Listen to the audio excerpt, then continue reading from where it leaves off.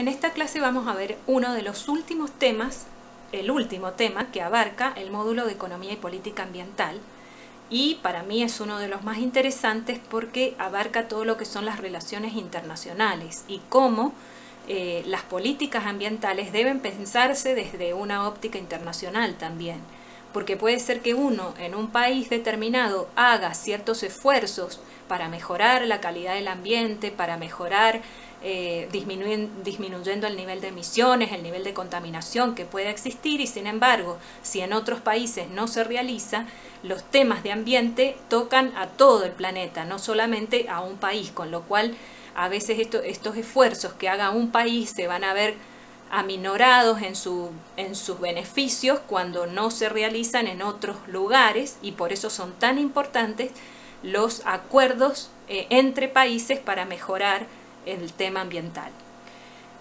Una de las aplicaciones más importantes que ha tenido es el desarrollo de la teoría de juegos.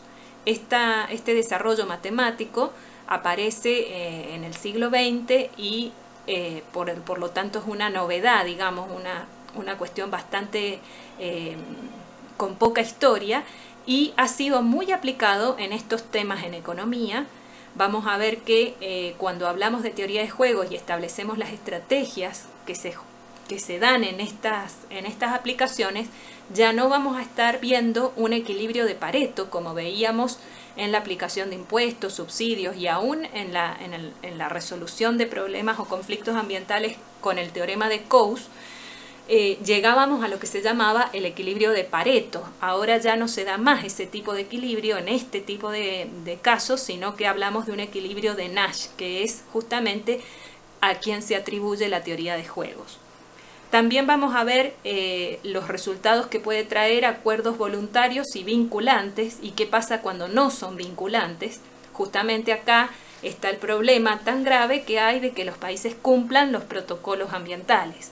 ¿Y por qué? Porque, por ejemplo, en la última cumbre del clima que se realizó en París en el año 2015, mucho del énfasis que se puso estuvo en que sean vinculantes, es decir, que se obligue, los países que firman deben obligarse a cumplimentar esos protocolos y cumplimentar los acuerdos a los cuales se comprometen.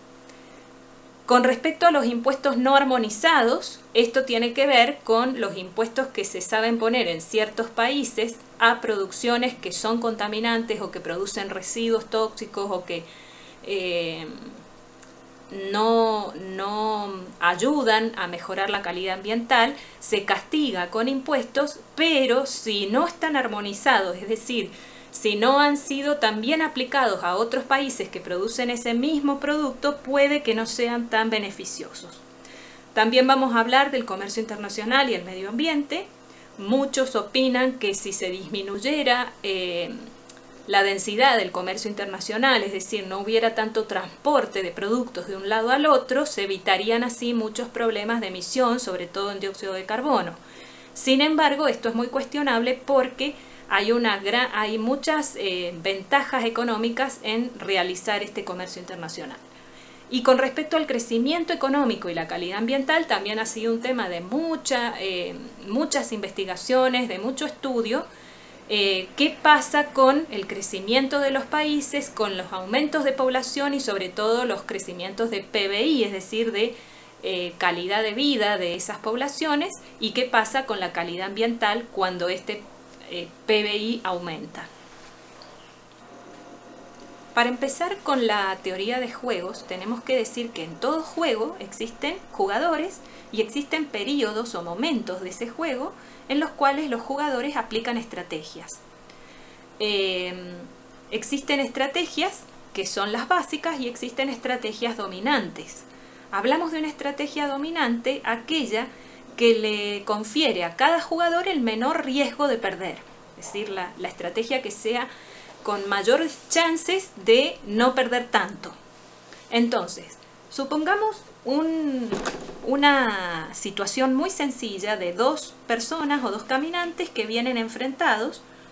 Cada uno va a tener posibilidad de dar un paso a la derecha o a la izquierda en el momento de encontrarse para evitar el choque. Es decir, que habrá un 50% de probabilidades de chocar si ambos jugadores en ese mismo periodo eligieron el mismo lado, o 50% de probabilidad de no chocar si ambos jugadores eligieron distinto lado. Por eso en ese específico caso no habría una estrategia dominante, porque hay 50 y 50 de probabilidad de cada una de las situaciones. Ahora bien, si ya dijéramos qué pasa en un primer y en un segundo periodo de ese juego, digamos que es un juego, si el primer jugador ve que el otro caminante da un paso a la derecha, entonces en un segundo periodo este podría dar un paso a la izquierda para evitar el choque. Es decir, que ahí sí habría una estrategia dominante cuando sabe lo que va a hacer el otro jugador. Por lo tanto, entonces, toda estrategia dominante es aquella que proporciona resultados mejores o al menos tan buenos como cualquier otra estrategia. Es decir, que le permite tener la mayor garantía de no perder tanto. Esa es la idea. La teoría de juegos nació con un dilema que se llamó el dilema del prisionero y que de ahí nos da la pauta para poder aplicarlo después a otras cuestiones como cuestiones ambientales. Veamos primero de qué se trata el dilema del prisionero. Supongamos que existen dos ladrones que han cometido un delito y ambos han sido detenidos y ahora están en la etapa de indagación de cada uno. Cada ladrón tiene dos posibilidades, confesar el delito o no confesar.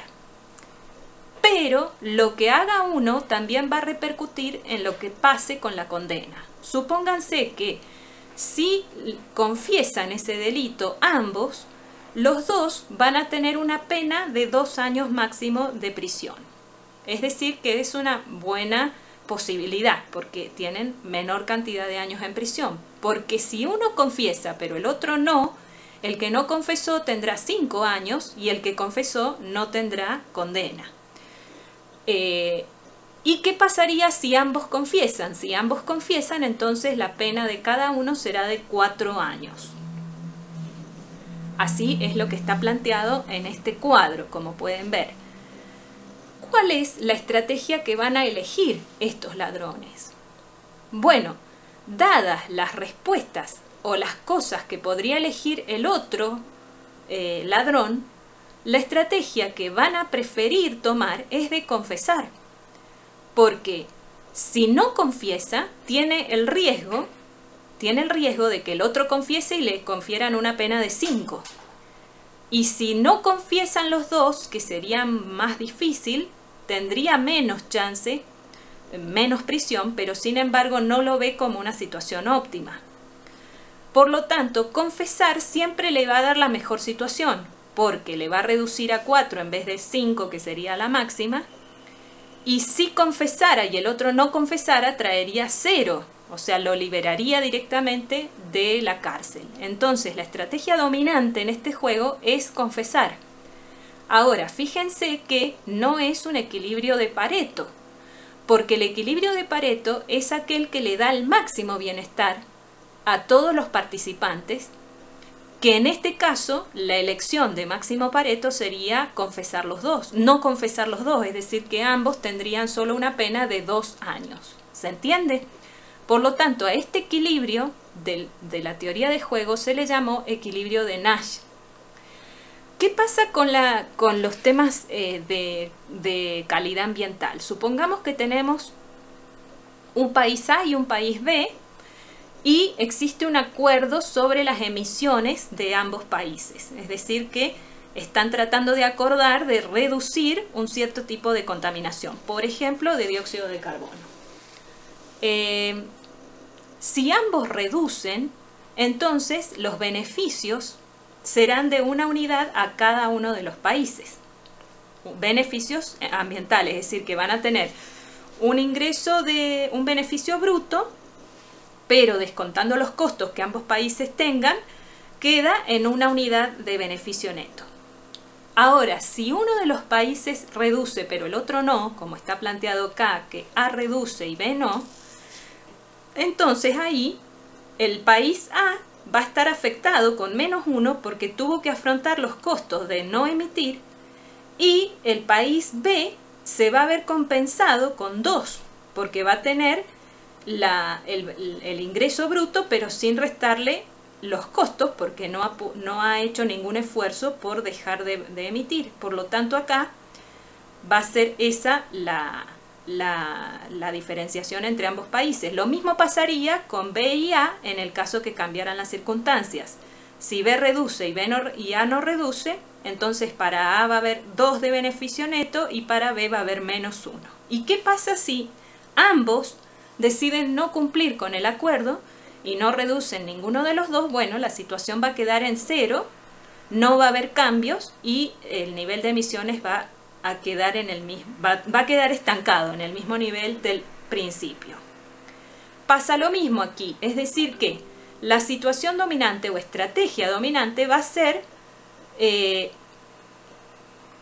no reducir para ambos, porque les da garantía de que la situación va a quedar igual y ninguno se va a ver perjudicado.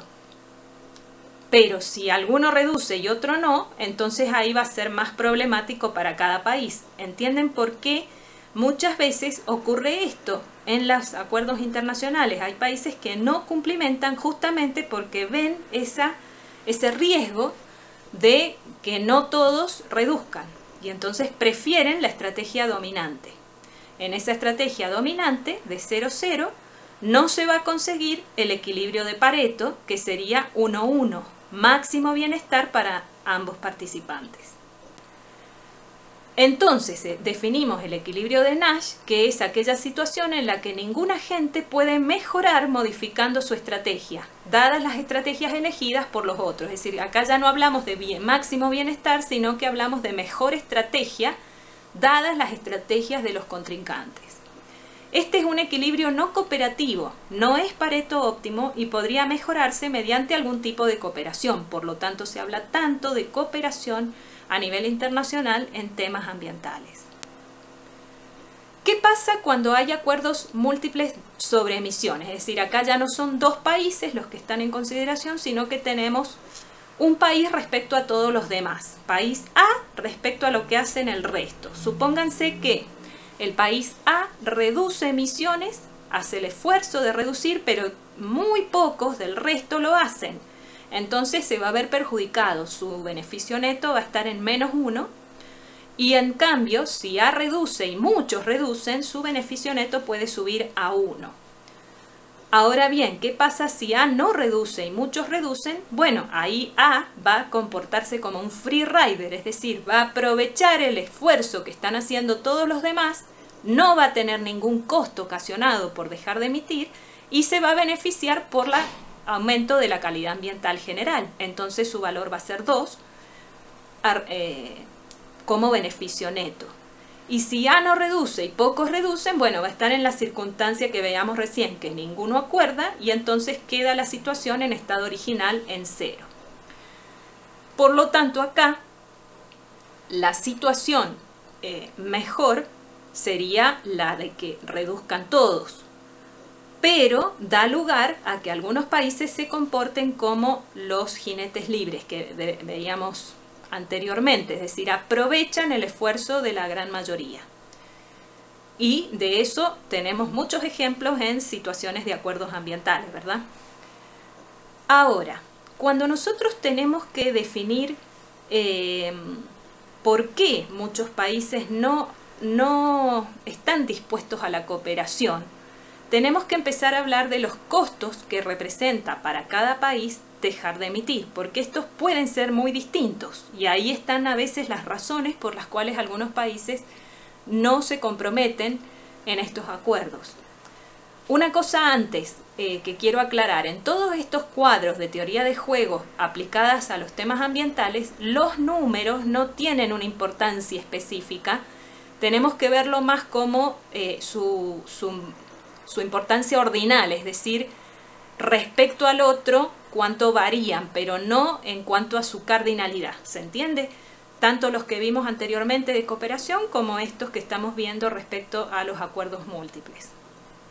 Bueno, vamos a este gráfico. En este gráfico nosotros estamos viendo, en las ordenadas tenemos los valores de precio en pesos.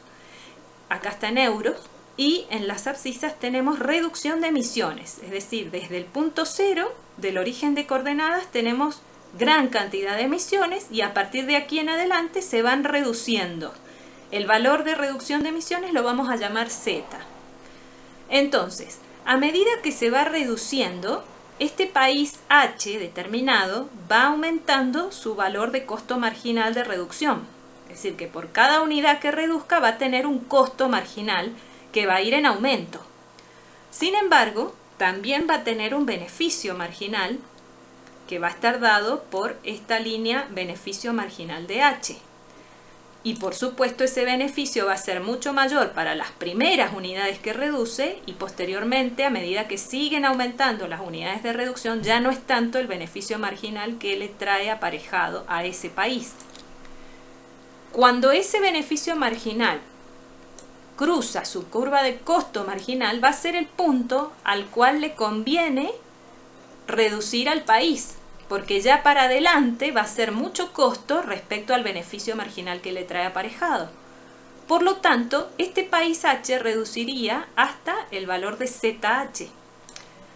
Pero a nivel mundial, o sea, considerando el resto de los países, el beneficio que hay por reducir emisiones es mucho más alto y se cruza con la curva de costo más adelante. Entonces, para el sistema mundial o para el planeta, la conveniencia sería llegar a reducir hasta Z doble asterisco, que es el que está mencionado acá. Por lo tanto, este resto debería ser en forma cooperativa, que el país H aporte esos gastos para poder reducir hasta este nivel al cual a ese país en particular no le conviene. Si todos los países aportaran en forma cooperativa, siempre esto se va a ir acortando. Por lo tanto, la cooperación va a traer dos ventajas. Por un lado, que logremos ese nivel social de reducción de emisiones más óptimo y por otro lado, que cada vez este tramo de cooperación sea menor y por lo tanto los costos del país vayan reduciéndose.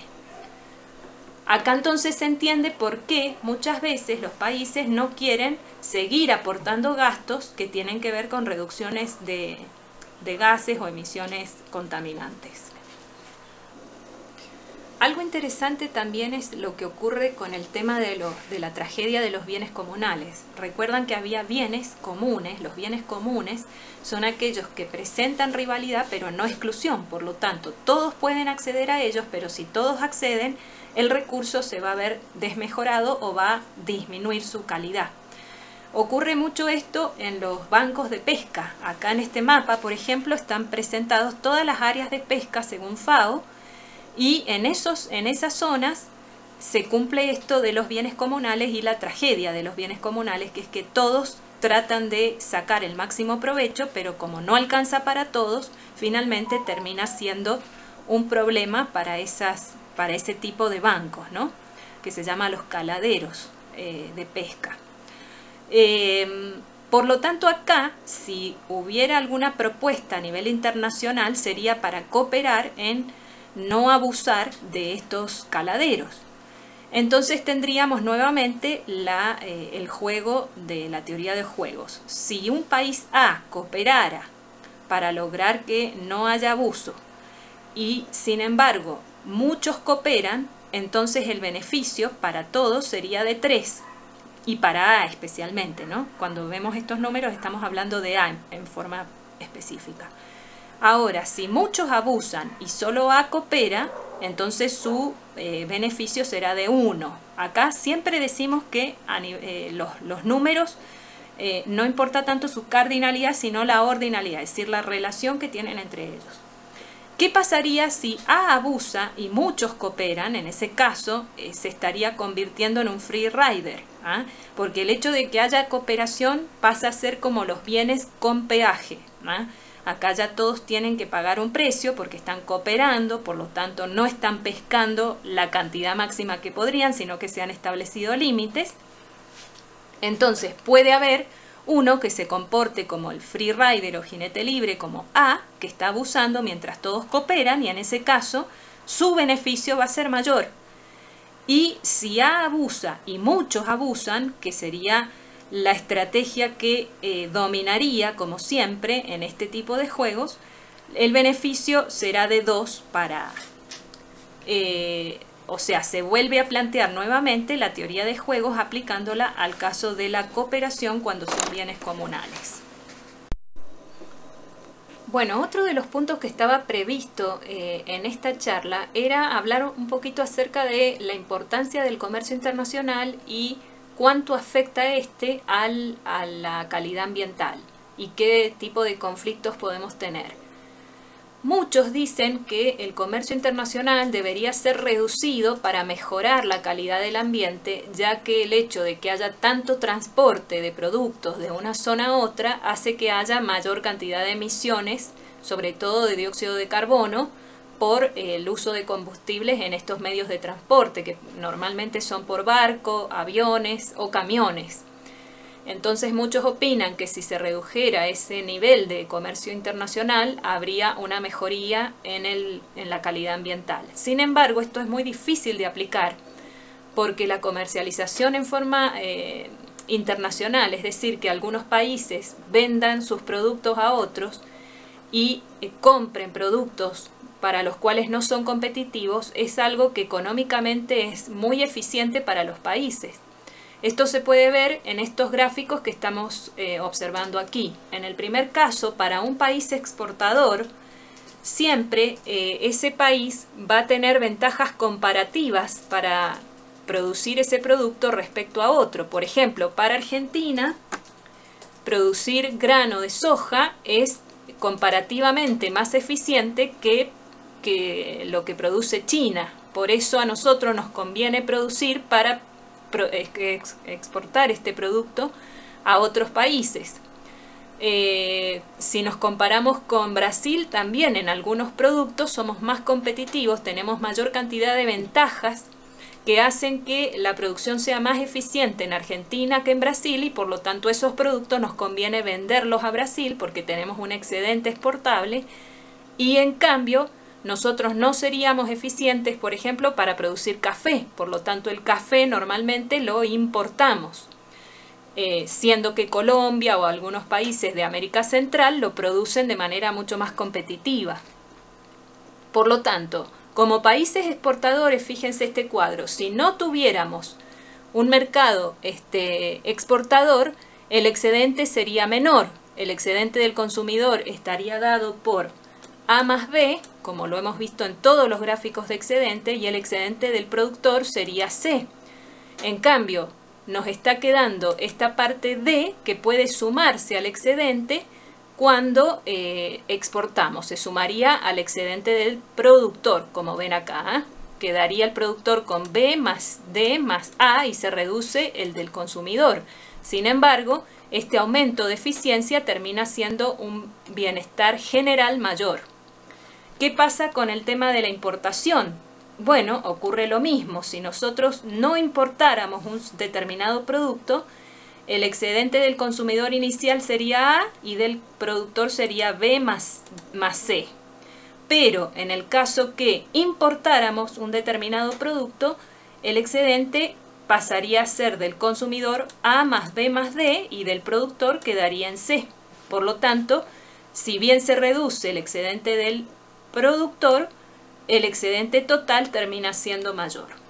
Entonces, esto dificulta mucho esta propuesta, digamos, de que haya una reducción de este tipo de comercialización. Y por lo tanto, y también habría otros problemas que no vamos a debatir en este análisis. Ahora bien, veamos qué sucede cuando en un determinado país la idea es reducir un cierto tipo de emisiones que se producen por la producción de determinado producto. Entonces se toma como medida castigar a ese sector productivo con un impuesto.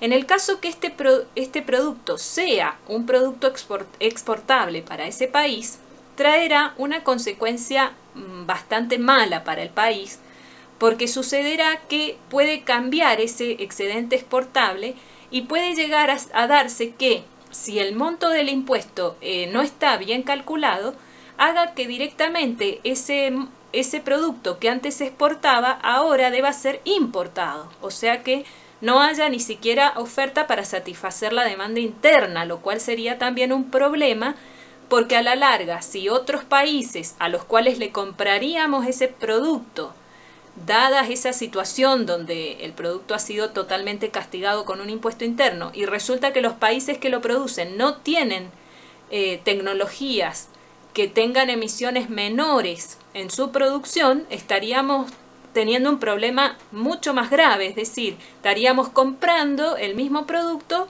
producido con mayor cantidad de emisiones al ambiente, con lo cual no habríamos ayudado en nada, habríamos producido un problema interno para todos los que producían ese producto y a su vez estaríamos generando mayor contaminación ambiental en lo general del planeta. Entonces, veamos estos gráficos. Si este producto es exportable, se guía por un precio de mercado mundial, que está dado por el punto de equilibrio entre oferta y demanda a nivel mundial de ese producto. Supongamos que nuestro país produce ese producto en forma competitiva y su punto de equilibrio entre la oferta y demanda interna es un precio menor, estamos acá, al precio mundial. Entonces, en la primera etapa se ofrecerá el producto que será comprado por los demandantes internos hasta que se llegue al precio de mercado mundial. A partir de allí, todo lo que se oferte pasará a ser oferta exportable a ese precio de mercado mundial. Por lo tanto, todo este sector entre XD y X0 va a ser la oferta exportable de ese producto.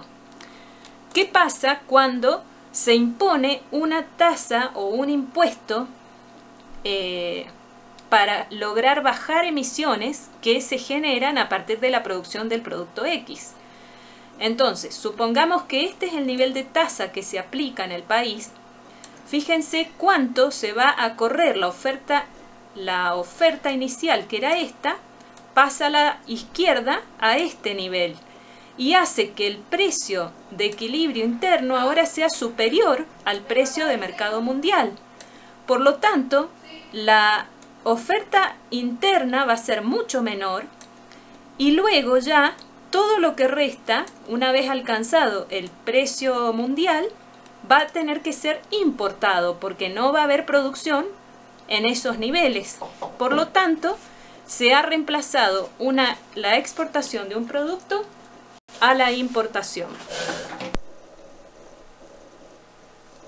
¿Qué es lo que hará que la emisión final, digamos, en todo el ambiente mundial sea mayor o menor cuando un país hace toma determinada medida de gravar un producto que tiene ciertas emisiones no queridas en el ambiente?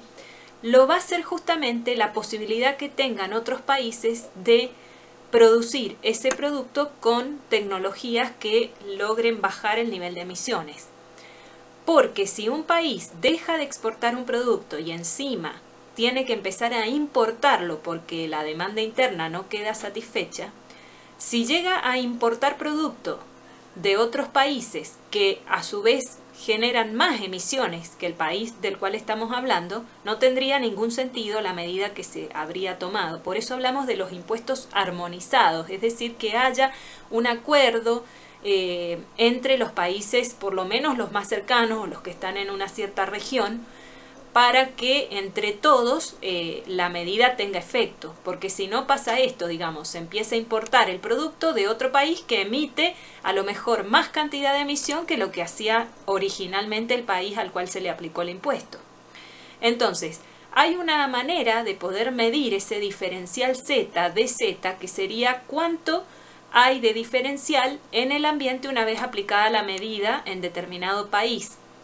Y eso va a ser en función de la sumatoria de los diferenciales Z de los distintos países. Cuando hablamos de Z estamos diciendo nivel de emisiones realizadas por la producción de un determinado producto en particular. ese DZ va a ser igual al DZM, que es de todos los otros países, más el DZDH, que es el país al cual hacemos referencia y en el cual se aplica una medida correctiva, que es un impuesto en este caso.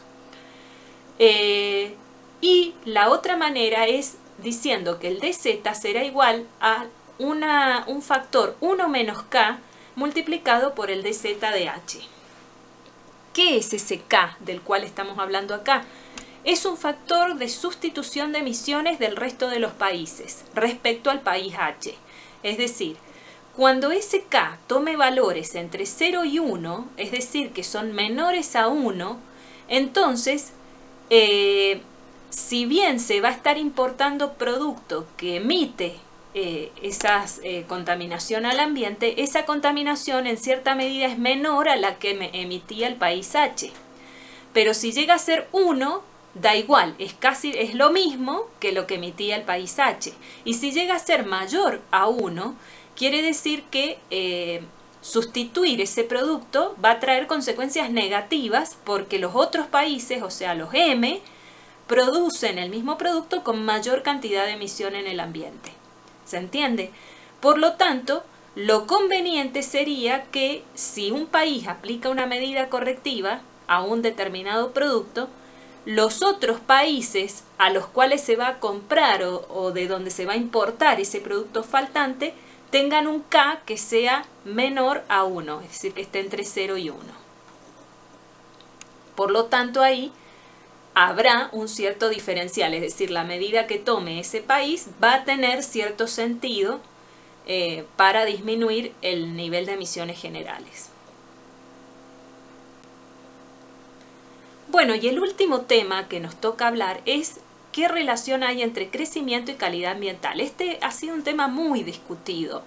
Uno de los primeros economistas que trató el tema y fue muy investigado se llamaba Malthus, fue premio Nobel en economía, y él decía que como la progresión de crecimiento de la población era en forma geométrica, mientras que la progresión del crecimiento de alimentos o de la posibilidad de producir alimentos iba a ser en forma aritmética, iba a llegar un momento en que no se podía ya seguir con el nivel de crecimiento que se estaba teniendo. Y esto fue muy discutido, después se analizaron mucho los valores que él estaba hablando y realmente se pudo comprobar que existía un crecimiento geométrico de las poblaciones en ese tiempo, pero por supuesto con el pasar del tiempo se fue viendo que las tecnologías de producción iban avanzando a un ritmo mucho más elevado del cual no se preveía en el momento de hacer estos informes o estos pronósticos, y entonces la producción nunca estuvo tan por debajo, digamos. Siempre había posibilidad de seguir creciendo las poblaciones sin problemas tan críticos de alimentación. En el año 1972 también el Club de Roma le pidió al Instituto de Investigaciones de Massachusetts, el MIT, que hiciera un informe acerca de este tema justamente, cómo eran las predicciones o los pronósticos hacia adelante de cómo serían el crecimiento de las poblaciones en función también de los recursos naturales o la capacidad de extracción que habría de los recursos naturales. Y este informe fue bastante catastrófico, se llamó más allá, el primero que se hizo en el 72 se llamaba límite al crecimiento y establecía un colapso muy importante que iba a ocurrir en poco tiempo más. 20 años más tarde, el mismo Club de Roma pide un segundo informe a Meadows y se llamó Más allá de los límites. Y si bien proponía lo mismo, es decir, que en el tiempo iba a haber una caída del crecimiento de las poblaciones y iba a haber una drástica disminución de los recursos naturales, sin embargo, se extendía más allá en el tiempo de lo que proponía ese primer informe 20 años anterior. Existen muchas investigaciones al respecto y se siguen muchos datos vinculados a los principales productos alimenticios, cómo van variando los precios en el tiempo y también cómo van variando las poblaciones. Y hoy día podemos ver que, sin embargo, a pesar de esos estudios que en cierto modo eran preocupantes y bastante dramáticos, hablando de colapsos o no colapsos y demás, en el tiempo se fue comprobando cómo los precios de los principales insumos alimenticios, como por ejemplo en este caso que estamos viendo acá, el aceite de palma, el arroz, la soja, el trigo, tomados sus índices de precios a valor constante de 1990, desde la década 1960 hasta el 2000 hay una muy notable caída en todos los tipos de producto. Hablando de valores que estaban rondando en el 1960 entre los 1200 y 1000, entre los 800 y 1000, algunos mucho más bajos por supuesto, ¿no? Como el maíz, en este caso que nunca sobrepasó los 1000, pero $1000 la tonelada, a estar todos aproximadamente en un rango de 100 a $300 la tonelada, y incluso desde el 2000 en adelante están prácticamente todos entre 100 y $200 por tonelada, lo cual hace pensar que han habido mejoras tecnológicas muy importantes para permitir una disminución de los precios de estos productos básicos en la alimentación. Otra cosa también que podemos notar es en cuanto al número de personas desnutridas. Si vemos este estudio de 1992 al 2030, con un pronóstico al 2030, se ve una caída en Asia y también en la zona de América Latina, muy importante, de estos valores de personas desnutridas. Es decir, que habría una mejora en la calidad en cuanto a la nutrición de las personas. El único país que tendría un poco de problema, que ha ido aumentando hasta 2015, pero después hay una caída, es en África. Y bueno, Cercano Oriente también tendría una leve aumento, pero sus valores de entrada son bastante más bajos que el resto de los continentes. Por lo tanto, esto nos da a pensar que no podemos ser tan pesimistas o tan optimistas. Hay que ir viendo los datos a medida que se van dando las circunstancias, y además existen por ahí ciertos aspectos no pensados, los famosos cisnes negros de los cuales hemos hablado en la materia, que pueden llegar a transformar todo un pronóstico en otra cosa, siempre que estamos hablando de este tema de recursos naturales y calidades de vida o crecimiento de poblaciones. Entonces, hay que ver esto con el tiempo y también pensar que a veces existen procedimientos o existan maneras en que estos recursos que parecen agotarse puedan ser cambiados, puedan ser reciclados, intercambiados, y que además puedan aparecer tecnologías que hagan que las cosas cambien absolutamente y los pronósticos de cataclismo puedan resultar no tan catastróficos.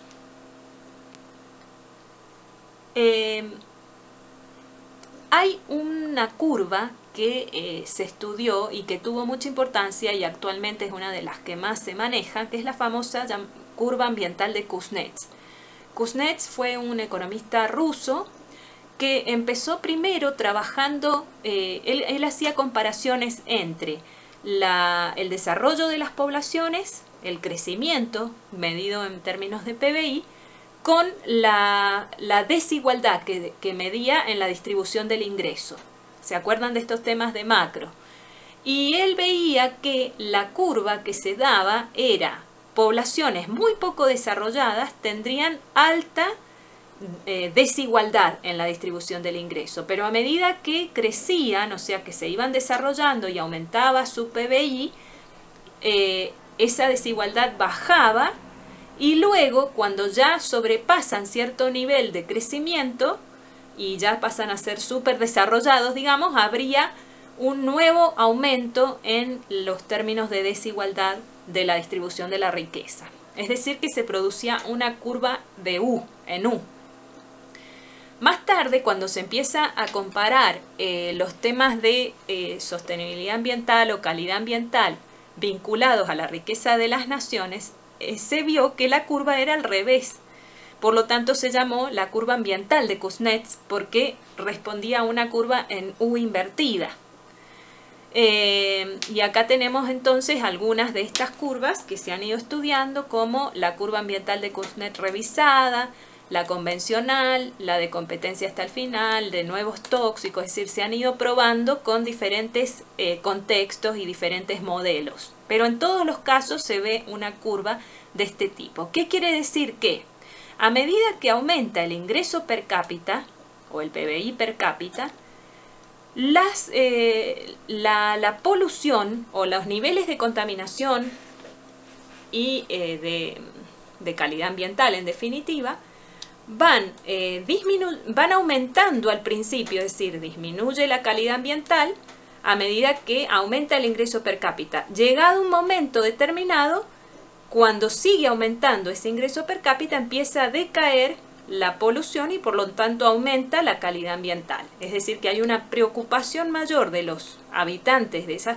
países con mayor desarrollo por el tema ambiental, lo cual hace que se preocupen por tomar medidas y actuar frente a las emisiones o contaminaciones no queridas.